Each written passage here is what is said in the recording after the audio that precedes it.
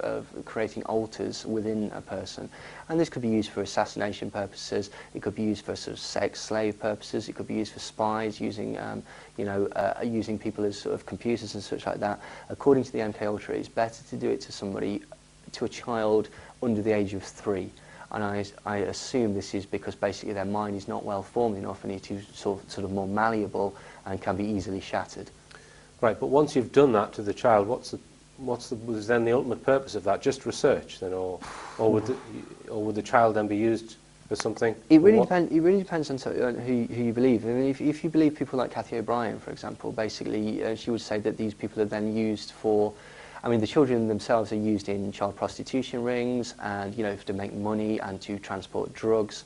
Also, basically to use for blackmail against politicians, senators, people like that. We've got you involved in our little thing, but we've filmed you now, so there's nothing you can do about it. Yes. And basically used throughout their lives. I think that the point of making an alter out of a child is that you've got literally a blank state that you can then continually abuse, traumatise. And I mean, I've reported on the Holly Gregg case where she's been abused by people from the, in the elite or the establishment, as you would call it. Yes. And possibly there's paedophilia going on in some of these groups.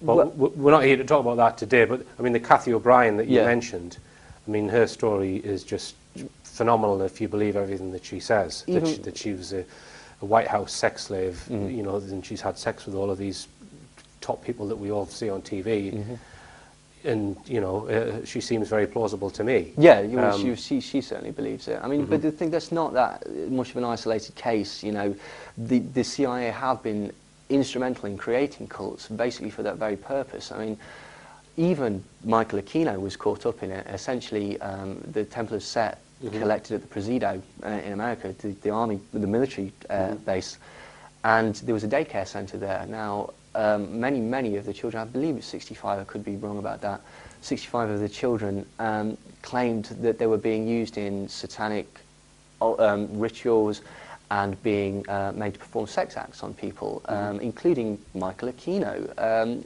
He was actually acquitted of this, so, for legal purposes, nothing happened to him. However, a lot of these children ended up with, similar to Holly Gregg, with venereal diseases, gonorrhea, things like this, which is not really expected of toddlers. But it's interesting to note that this man, he's involved with the Temple of Set, which is, a high satanic occultic organisation.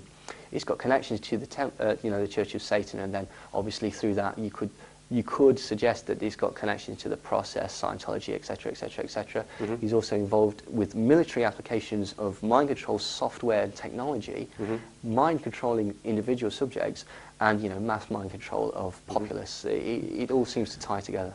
I mean, there are other projects for which there is probably less evidence, and some of the claims are a bit more far out, such as the Montauk project. Yes. Where in the claims in that project are phenomenal, and I know that you don't want to go into things that there's no hard evidence of, but the Montauk project just briefly was using young people, predominantly blue-eyed, blonde-haired, because they have some sort of particular genetic psychic ability. Possibly a connection to sort of ancient Atlanteans, if you believe sort of Zechariah Sitchin and alien seeding of the population and stuff like that. Then these would be the original genetic blueprint, and because of that they have that alien responsiveness.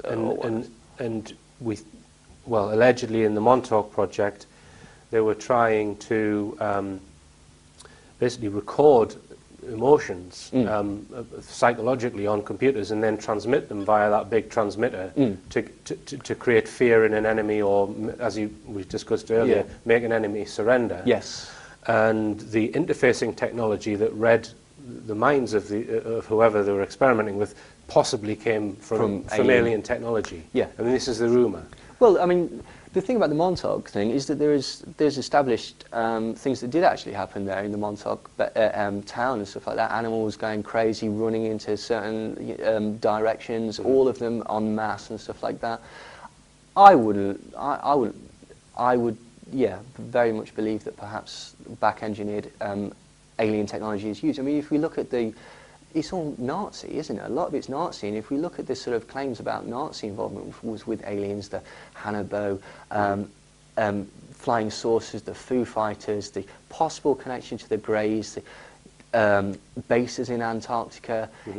If that has any credence at all, then it's not a massive stretch to connect back-engineered alien technologies to mind control. Okay then, Neil.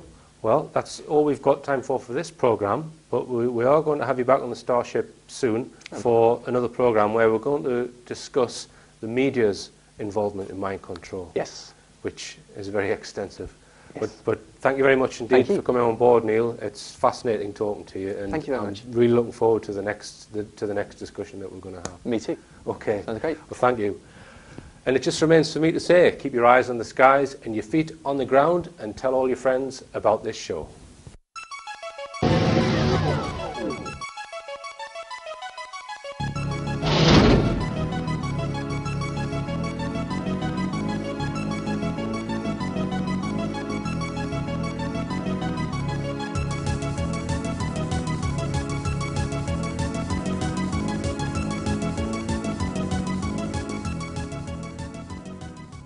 The Rich Planet Starship is sponsored by Geared4.com online bikes, clothing and accessories. The Rich Planet Starship is sponsored by Geared4.com online bikes, clothing and accessories.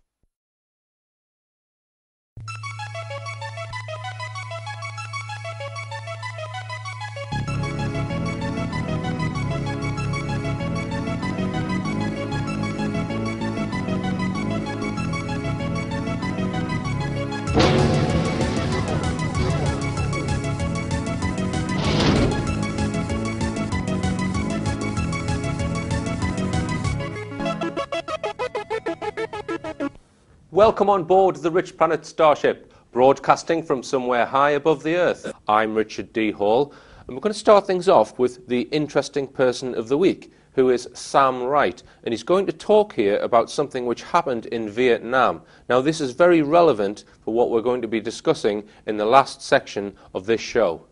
A chap named Al Fassbender, who was a captain in Vietnam, and he tells the story of the last days of the war when a general came in and he said, right, we've got to go behind the lines to pick 5 soldiers up. And he had 2 heavily armed guards with him. And he thought, this is a bit queer, a general going behind the lines just to pick 5 soldiers up. Anyway, he didn't argue with them, and they went behind the lines.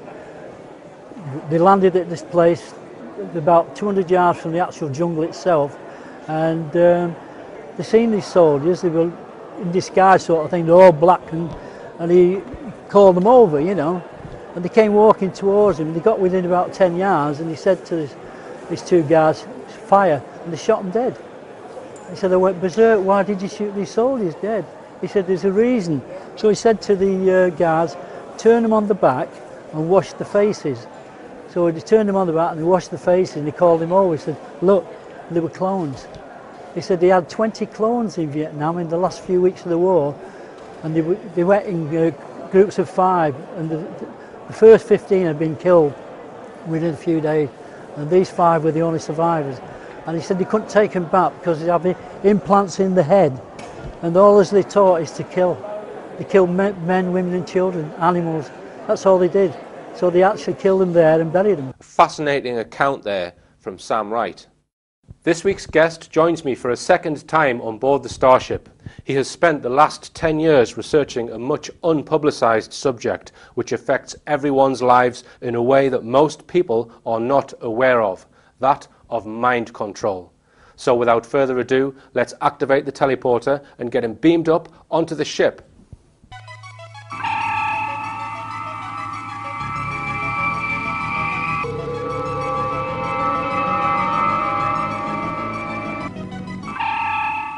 It's Neil Sanders. Hello. Welcome back, Neil. Thank you very much. Now, the last time we spoke about mind control, it was predominantly sort of government, CIA mind control programs, but a lot of